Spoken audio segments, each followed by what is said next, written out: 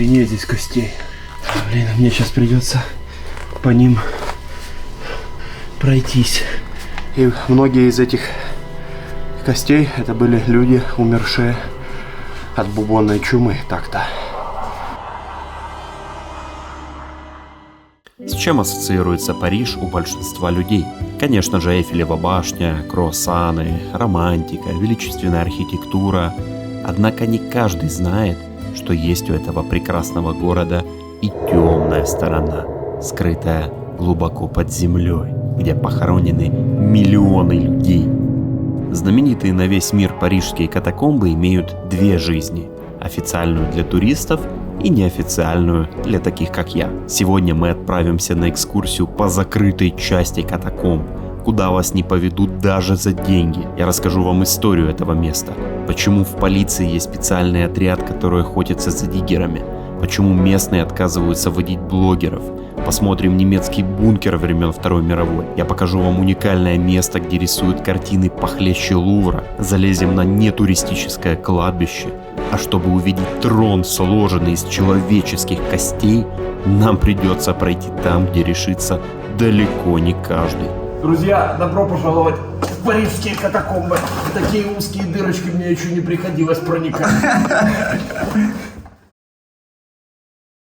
Ну что, ребята, исторический день, да, начинается. Вот мы и внизу.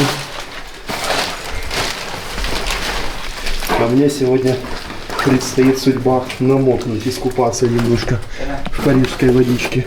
Вход, естественно, показывать мы не будем, но мы чуть, честно говоря, просто охерели.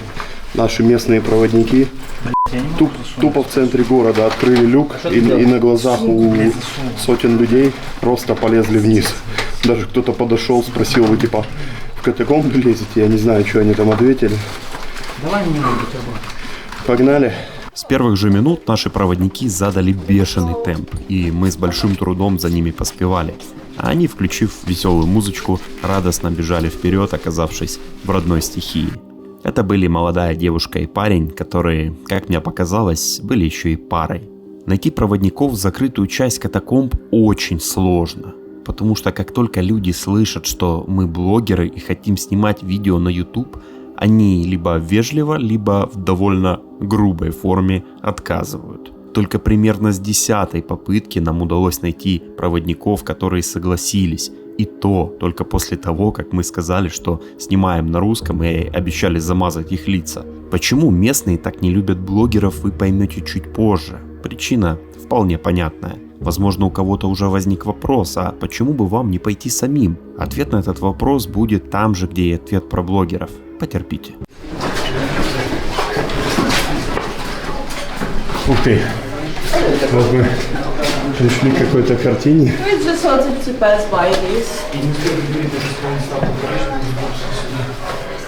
Wow, but this looks crazy, huh? Yeah. Спроси, а кто нарисовал это? When is made?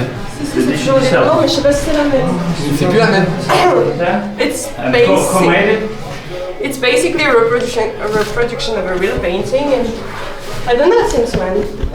80s? Yeah, probably. Since the 80s. And you can see it's pretty high here. Pure white. We can take a rest now, Пришли к небольшой комнате. Фу, капец они бегут. Просто жесть. Толян, ты устал? Это пробежка утренняя. I see some signs on the walls. It's like LJ 1844. What is that? So they are the inspections of the couriers. Uh-huh. And this is the initials and the date Okay. when the guy built that wall. Who did the inspection for that? Yeah. 1844 год. Don't worry about your face. Everything will cover.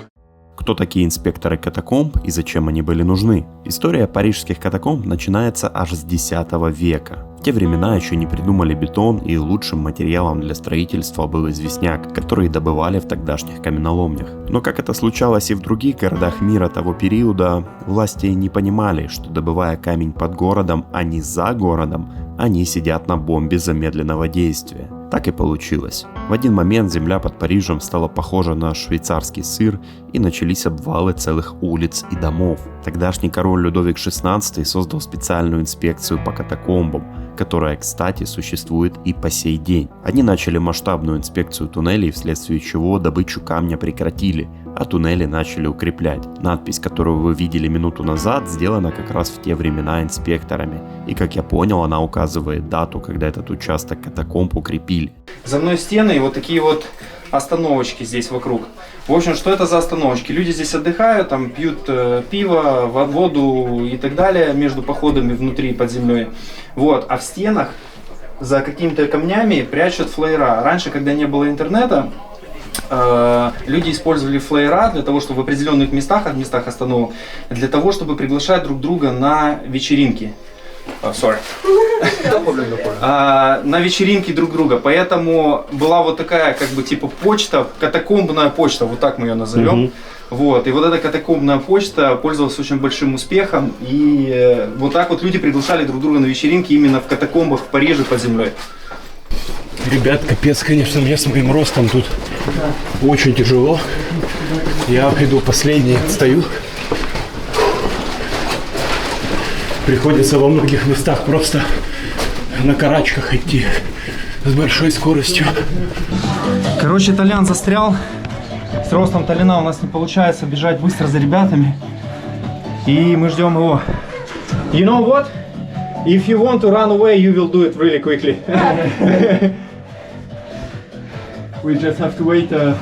If we wanted to do it, we will probably wait for one narrow passage when we can only go one by one. Yeah. Oh, really? Yeah, like some things like that. Wow. This guy can fit? Yeah. Yes. Because you just saw like this. Yeah. So I was like you're not gonna fit. Okay. Ребят, я сдох уже. Просто нереально с моим ростом на карачках ползти с такой скоростью. Фух, я уже рюкзак снял. Фух.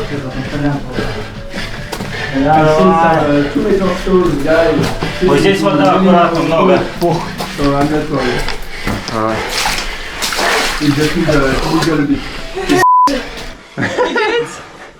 You okay? No. Not okay. Not okay. Вот это жесть. Отстаю. Ух ты. Круто. Традиция в парижских катакомбах угощать проводников пивом. Ну и заодно нам чуть легче будет. Но парень пьет вино. Это вещь. Друзья, несмотря на то, что я был десятки раз в катакомбах Одессы, Одесской области, это для меня капец испытание, потому что пролазить через такие узкие щели с моим ростом, это очень тяжело. То есть ребята чуть ниже, да, им намного проще уже. Я просто, с меня уже течет просто. Несмотря на то, что я в одной футболке, в шортах. А дальше нам предстоит узенький вот такой проход, через который мне еще тоже предстоит протиснуться. Небольшая история вот этой вот комнаты. Как нам рассказали местные диггеры, ее в 90-х годах откопали диггеры. Здесь все было засыпано песком. Вот в том колодце была вода. Вот. Это все фанаты парижских катакомб. Все выкопали вручную. Куда они дели песок, мы так и не поняли. Но факт есть факт. Интересный такой. And throne and cemetery here. Yeah, it's this Bunker is the same area where we are now. bunker is here. Bunker is here. And also, what you told me, that long one part, big one, with the painting and all that stuff. Okay, it's... Tac, you need to go. Tu l'as pas en plus petit? Non, you need to. Ah si, tape le plein entier. If you can just Like, keep the picture of the map. I will do it. Yeah! Nice. Oh, это, смотрите, один из входов-выходов, но, естественно, спуститься сюда можно только с альпинистским снаряжением. Никакой лестницы, ничего нет. И спускаются сюда, кто бы вы думали, специальный отряд полиции, который занимается поиском нелегальных туристов в закрытой части катакомб. Штраф за нахождение здесь до 3000 евро. А если при поимке у вас найдут кость, то вам грозит штраф до 15 тысяч, либо 6 месяцев тюрьмы. Конечно, местных катафилов, так называют фанатов катакомб, это не останавливает. Полиция их противник, и несмотря на то, что специальные отряды тоже хорошо знают катакомбы, им редко удается поймать опытных местных диггеров. Но, тем не менее, стоит быть начеку, ведь если полиция зайдет в место стоянки, куда один вход, и там будут сидеть диггеры, убежать уже не выйдет. Но не стоит забывать, что этот специальный отряд занимается не только поиском нелегалов, но и поиском пропавших людей. По статистике, ежегодно в парижских катакомбах теряются десятки людей, в первую очередь подростки. Бывают, к сожалению, и летальные случаи. Все, мы опять пишем. У нас опять рам-мастера. Да, опять, блядь, начинается. Ух ты! Новая галерея. Попадаем в такую схему. Ah, mais c'est les rares comme ça.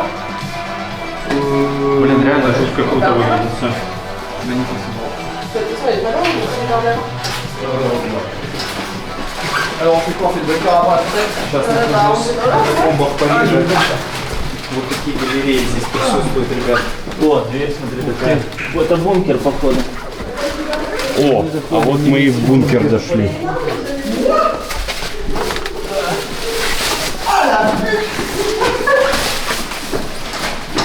It's basically a guy who's tagging everywhere in Paris and in the playgrounds, and we basically hate him, but because like he's putting this one everywhere. And he did the big one. Ready? Веселые ребятки. Короче, чуваки накидали свином и теперь... Да. Чувак, короче, бутылку вина всосал в одно рыло, девчонка 2 пива. И теперь на веселье погнали. There is a bunker here. Yeah, alright. Give you anti-hour. Бункер. Is here. Это бункер? Написано бункер. Да. There is somewhere, I don't know where, but a point of view where you can see hidden treasure. Это историческая стрелка со Второй мировой войны, вот, которая показывает направление к бункеру. And this same period. Rochen Verbot. It means like it's forbidden. Oh, really? I don't know why, but it means it's forbidden. So this is a German bunker. This one is bunker already. Yes. So this whole complex is was used by the Germans. You can see the electricity. Вот, да. Вот. Là, plus. Ага, Короче, да, мы оси. уже находимся в бункере. Да, это уже бункер. Вот остатки коммуникации.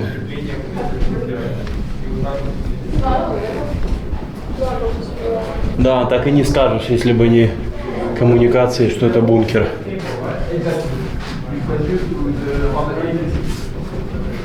Вот и остатки бомбоубежища. Гермодверь. You can go up if you want. Старенькая, подгнившая. There is no way. But I think there are funny, like nice paintings. But В общем, вот эта лестница, как сказал проводник, она была входом, служила входом в немецкий бункер, но власти, короче, государственный муниципалитет закатали ее полностью бетоном, и то есть там просто закрыто и невозможно выйти через нее вообще никак. But And there like, is another Gicté. yeah, it's the guy that tags everywhere, and like the draw. Ah, that one. Yeah. And Didn't like him. I don't know, but Like it paints tag everywhere. Like everywhere. There are like- not a single places in the catacombs I went where I haven't seen a Gicté. But like the drawing behind, like the white guy, it's made by someone made Psychos, like Cypho, and it's like pretty much everywhere. And now he sells painting, so it's a really like huge street artist in Paris, and like he painted everywhere. In the So it's like a local. yeah, like there's also one on the door. This guy. Короче, здесь было бомбоубежище немецкое, сказали, во время Второй мировой войны. Вот, и немцы прятали здесь. Но я думаю, что здесь еще коммуникационная какая-то штука была. Видел, там провод был? Да, я слышал, что где-то рядом был бункер французов. Спроси, рядышком. Guys, there's supposed to be second bunker here down with the French bunker. Yeah, but it's not visitable because it's used by the inspection. Yeah, the inspectors, the guys that check that the cameras are. They solid. closed the thing. They used it as their QG headquarters.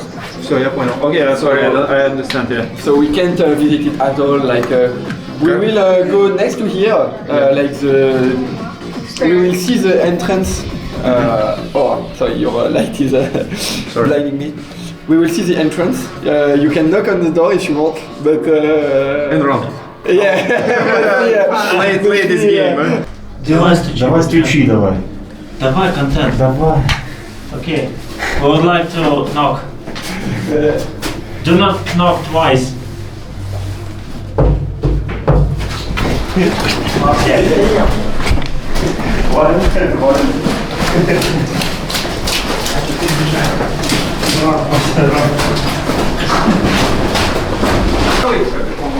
It's the next on the left.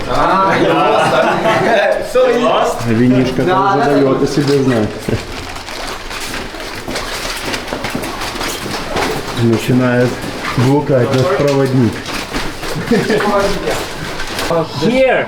Yes. Oh my god. That's a big one. Толян, мы туда потом пойдем. Welcome, Толян. Ох ты, бля, это нам туда лезть. Yeah, like It's short and wide. 10 or 15 meters.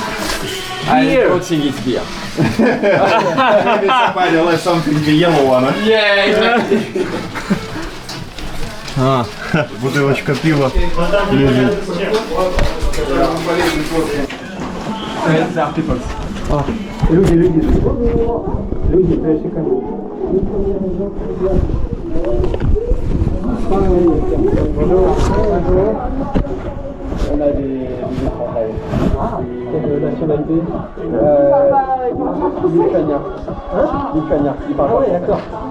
Hello guys. Nice to meet you. Sorry we don't speak French. Okay. Good place, good pleasure. Bonjour, ça va. Ok, bon, on est là pour l'explication. Voilà, 4 croisés, alors, une groupe qui se balade.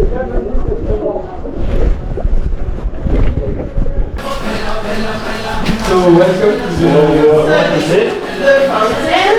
So technically it's like the cleanest water you can find, but people are cleaning that. So I don't want to drink from here, but technically probably it's clean. and usually чистая вода, которую можно здесь нести. Ее можно пить? we use the room like we put people here and we baptize the new cataphil here. And we say like put your hand in the water and now you're a real one. It's like tradition. Yeah, So we need to put hands in the water. head. Head? Yeah, but like, tradition is. don't have to. No, you don't have to. No, it's when you get your name, I'm ready. etc. I'm gonna do it. I repeat, people pee in that. But Really? yeah. Here is a hole for, you know. Я не буду это делать. Я не буду засовывать туда свою голову. Я уже снял шапку. Я уже был готов, но зря они это сказали, да. В общем, нам сейчас придется лезть вот в такую херню. Я не знаю, как я со своим рюкзаком туда полезу, честно говоря. Но и со своими габаритами. В парижских катакомбах. Мне было страшно, страшно, но я должен это сделать. Мы будем грязные как черти, но мы будем довольны и счастливы, потому что мы сделали это. Я прячу камеру в рюкзак, потому что с ней просто нереально будет лезть. Я надеюсь, что пацаны меня на GoPro подснимут.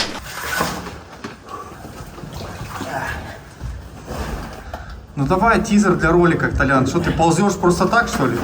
Говори, блядь, давай. Рекламируй архитект фонарик. Добро пожаловать. Давай тебя догоняй. Друзья, добро пожаловать в парижские катакомбы. Такие узкие дырочки мне еще не приходилось проникать.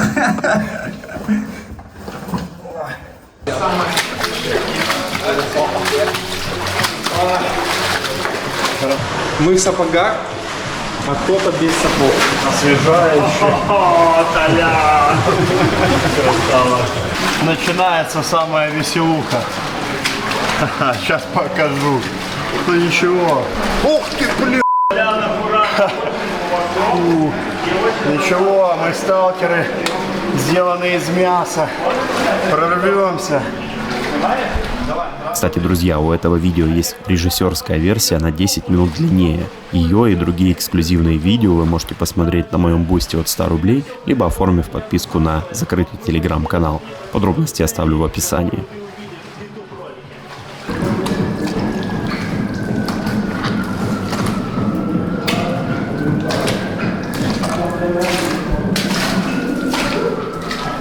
Интересная находка.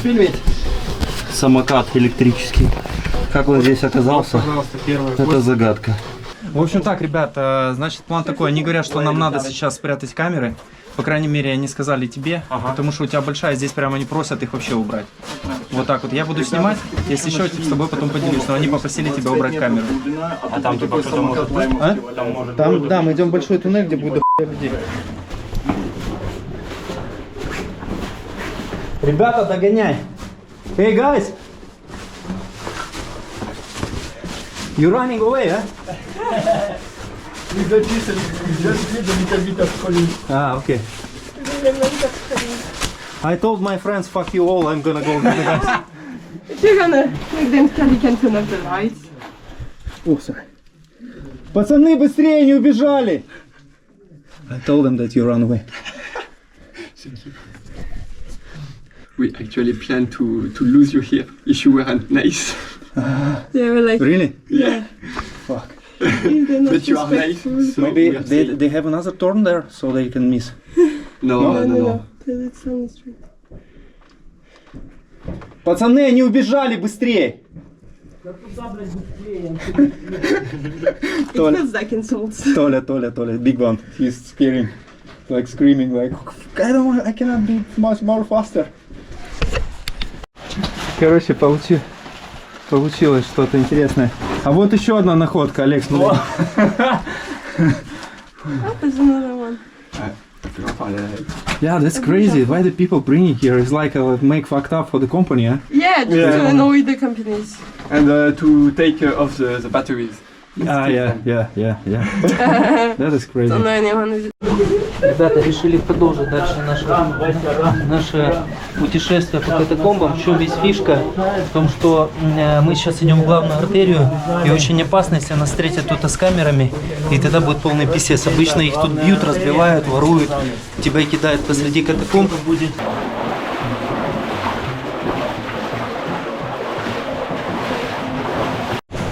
Решил вкратце рассказать, что происходит и почему кидают ютуберов здесь. Те, кто снимает на французский YouTube, тиктокеры, ютуберы и так далее, многие из них выкладывают эти видео на французском языке, что в принципе способствует тинейджерскому движению в катакомбах, но это движение не обосновано и не профессионально, и многие дети здесь теряются.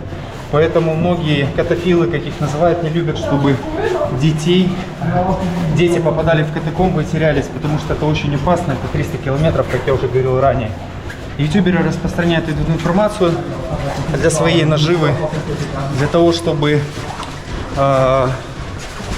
сделать больше просмотров, больше лайков и так далее. И из-за этого катафилы очень не любят ютуберов. Ребят, короче, смотрите, вот эта штука вся использовалась для того, чтобы... Здесь, короче, была установлена металлическая решетка или дверь, насколько я понял. И вот здесь закрывали эту дверь для того, чтобы люди не попадали снаружи Парижа и которые не хотели платить налоги. И вот эта дверь была именно для неплательщиков налогов установлена, чтобы они не проникали под самим Парижем. The second one, and the third one. Exactly. Wow. Double protection. Triple protection. Pavements you can see. Yeah, what is the different years here? What does it mean different years? Самая старая надпись, которую можно найти. Yeah, it's the year they rebuilt the wall to... This one is oldest what we can see. The oldest one, because the inspection has been created in 1776, because the place up there, d'Enfer Rochereau, crumbled down in 1774. So 2 years later, they created the thingy and the first place.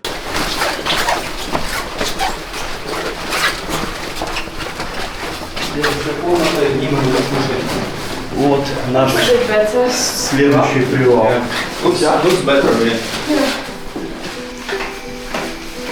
Это не тушеночка французская, к сожалению, но тоже какая-то курочка. Сейчас отведаем. Ребята, как впечатления промежуточные? Впечатление? Вот, посмотри на мой рюкзак, вот это будет впечатление. Ушка бомба питания. Кстати, У меня еще ни разу не был ни на одной заброшке такой грязный рюкзак, как здесь. друзья, Олег Прочанов, ссылочка в описании, Димон Иммигрантос, ссылочка в описании. Благодаря этому человеку мы, в принципе, здесь находимся, так что Спасибо, я думаю, вы можете перейти, сказать ему спасибо. Спасибо, ребята. Смотри, вот Талину тоже спасибо за этот видео. Короче, как говорит история, во-первых, я скажу, что в катакомбах радиации нет, я все время бегаю с счетчиком Гейгера, и здесь она отсутствует. Это так, на всякий случай. А вообще история, которую я только что услышал, говорит о том, что есть официальная часть катакомб, а есть неофициальная часть катакомб. Так вот, был один парень, который умудрился прокопать туннель между неофициальной частью и официальной частью. Так вот, как они об этом узнали? Они считают людей, которые заходят на официальную экскурсию в катакомбы, которую можно официально, конечно же, посетить. Так вот, зашло, допустим, 200 человек, а вышло 250. И они думают, как так может быть? 200 зашло, 250 вышло. Короче, начали расследование, и потом все-таки узнали, что был выкопан туннель между официальной частью катакомб и неофициальной. Вот такая вот интересная смешная история. Кстати, парня не поймали. Пока мы сидели на прошлом привале, у меня камера была спрятана в рюкзаке, ребята рассказали интересную историю, как они наказали одного французского тиктокера, который лазил здесь, снимал все подряд, снимал залазы, выходы, в общем, делал нехорошие вещи. Когда он пролезал через дырку, через которую мы сегодня тоже пролезали, там такая прям узкая дырочка, они схватили его рюкзак вместе со всем оборудованием, с камерами и убежали. Оставили его с одним налобным фонариком и все. И он несколько часов бродил по катакомбам, пока не встретил других людей и с ними не выбрался. Вот так вот наказывают нехороших людей, которые снимают то, чего не стоит снимать. Мы немного перекусили, посидели, бахнули пивка и теперь налегке, оставив там рюкзаки по совету проводников, двигаемся в галерею, будем смотреть рисунки на стенах. То есть, как я понял, это будет не граффити, а именно рисунки на стенах. Ну вот мы уже можем их и наблюдать, собственно. Интересно. Очень красиво. Да, реально очень красиво.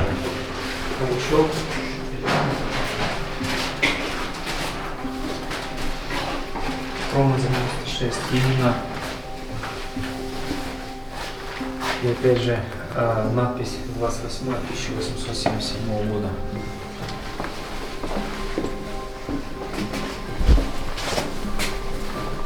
So every time you can see the year of the painting, the people that did it, and the godmother, which is often an actress or political woman, sportswoman. В общем, на каждой картине мы можем видеть год, имена, кто это сделал. Ну, сама картина. Очень красиво. 9-й год.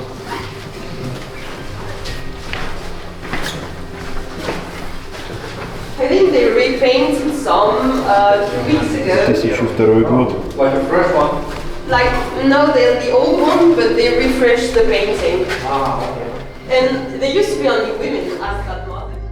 Меня удивило, что несмотря на то, что каждый уголок катакомб разрисован граффити, картины, исторические таблички и надписи никто не портит. На этом фоне вспоминаются неадекваты, которые разрисовали все подряд в Чернобыле. Видимо, у французов чуть больше уважения к своей истории и труду коллег.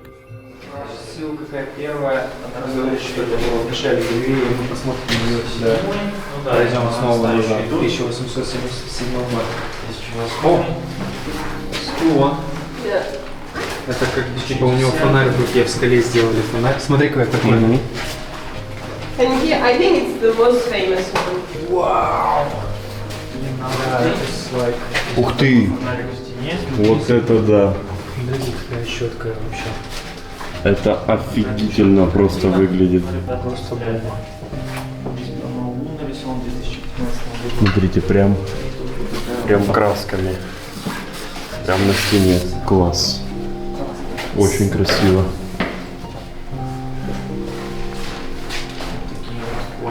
So 2019 год. you're lucky, this is the last one, and they're currently doing this one. So this one is brand new, and they're Вот doing это it. самые свежие.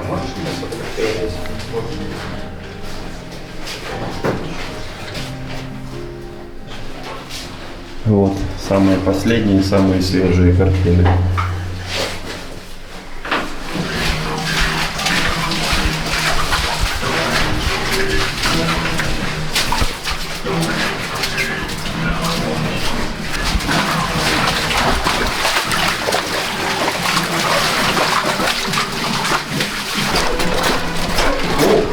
That's lower level, but not like it's dead end. We tried once and it's You've been there? Yeah, Ah, but- it's still there.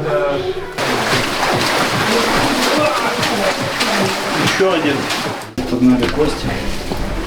Еще кости под ногами.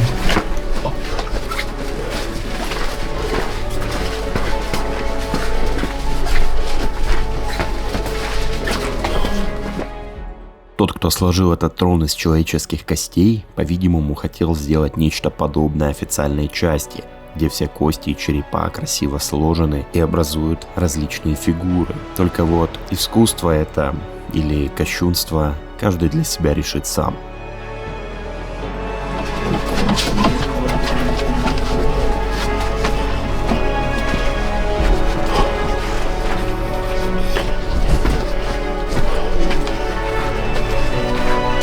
Ребята, вот он.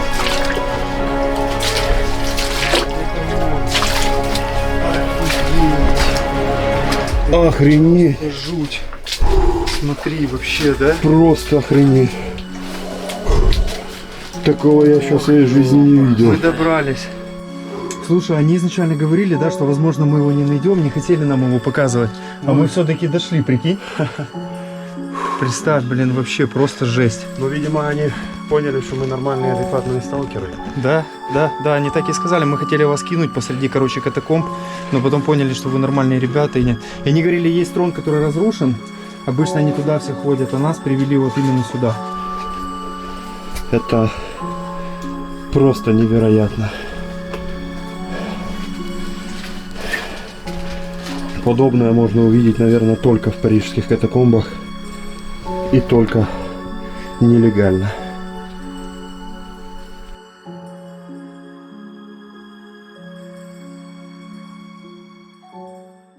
После долгого пути мы приближаемся к тому самому месту, к городу мертвых.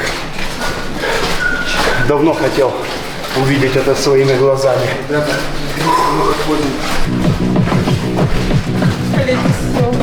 Ouais, là, t'es refait. Non, ils ont cimenté les lettres.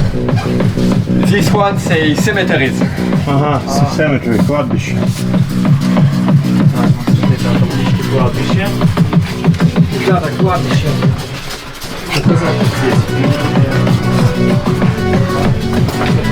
And so this, it's like they used to pass cables for phones, I guess. For cables, right? Yeah. Да, это для кабелей. Периодически улыбится головой. Слышишь, вот эта часть ролика смешная. Еще об эту херню главное не зацепиться. Главное не потеряться, да. И они, значит, если сказали, что нас терять не будут, то мы можем медленно идти, блядь. Да я не могу. Тихо. Сука.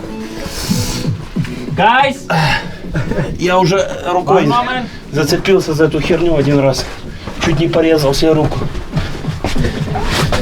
Тут же скользко еще. Короче, Толян на приключениях лупится головой постоянно и падает, блядь. Это реально смешно. Толик решил не жалеть свои кроссы и пошел прямо в них, так как у него нет сапог. Эти кроссы прошли Байконур, поэтому им все по зубам. Спустя много лет после того, как я видел эту дырку в ролике МША, я снова здесь, и мне предстоит туда залезть. Средние века были куда более суровыми, чем наше время, и болезни там были соответствующие.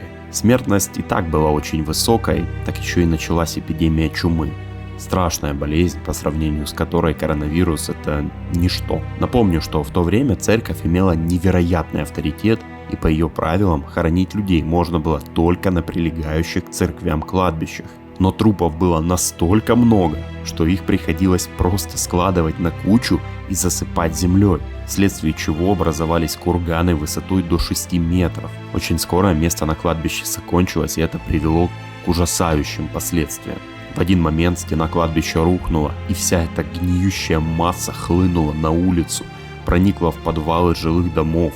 Представьте горы трупов, которые гниют, по сути, на открытом воздухе. Париж в прямом смысле начал задыхаться от трупной вони.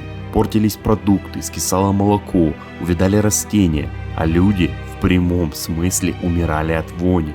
Это стало последней каплей, и, несмотря на запрет церкви, власти отдали приказ перезахоронить все тела в катакомбы. Это продолжалось в течение 12 лет, после чего под Парижем возник самый большой ассуарий в мире. Погнали в берлогу, блядь. Медведь возвращается в берлогу. He says about himself that the beer is coming in the hole, you know, barrier. A beer is okay, so.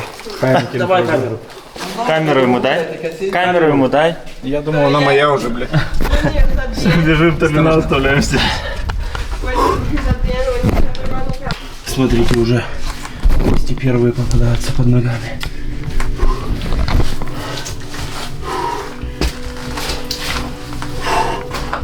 Фу.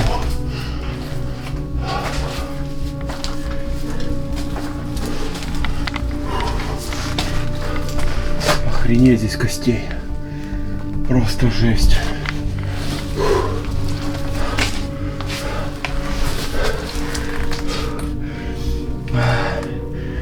Блин, мне сейчас придется по ним пройтись. Прошу прощения у усопших, но надо пройти. Фу.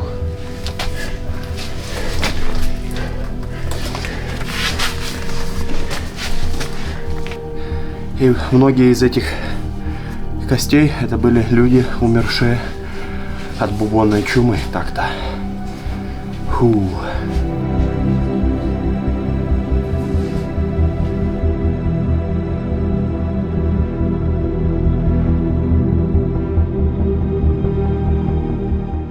Вы только представьте, какая энергетика пропитала эти стены.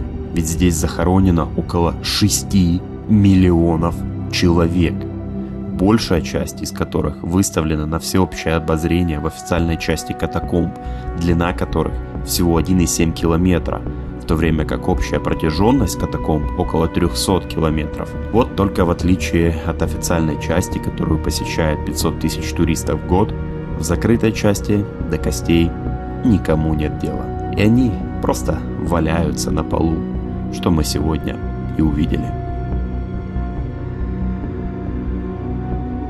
Моя коллекция самых удивительных мест планеты пополнилась парижскими катакомбами. Я давно хотел сюда попасть, и когда появилась такая возможность, несмотря на то, что эта поездка обошлась очень дорого, я это сделал и не жалею. Вернусь ли я сюда еще раз? Наверное, нет. Это тот случай, когда одного раза более чем достаточно. Тем более наши проводники сделали нам очень крутую экскурсию. В начале видео я сказал, что вас сюда не поведут даже за деньги. Дело в том, что у катафилов считается зашкваром, неприемлемым брать с людей деньги. Это их традиция. Вместо этого их нужно угостить выпивкой, что мы и сделали. И если бы мы оказались быдлом, они бы реально бросили нас там. Но все прошло хорошо. Они провели нас до выхода, по пути показав место вечеринок и вернулись обратно. Сегодня они будут ночевать в катакомбах. Не первый и не последний раз. Ничего необычного, просто Толяныч идет по центру Парижа, грязный, в говне, как бомжара, который вылез из помойки. Все нормально.